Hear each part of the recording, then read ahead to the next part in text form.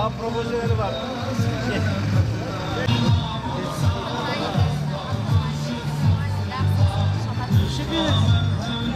Dur bekle.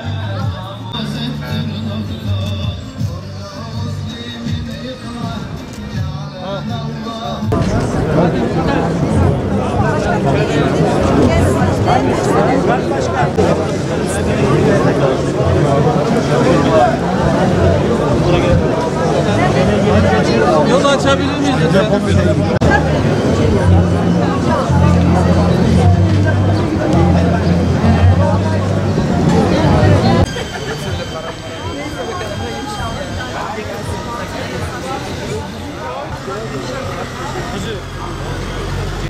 Taksim var geçersin. Ben çekeyim. Yok yok sen değil. Abi biz var. Ben Türkçe mi?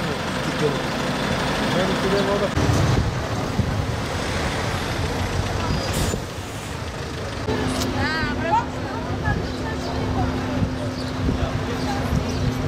Gel gel gel. Karayolda işe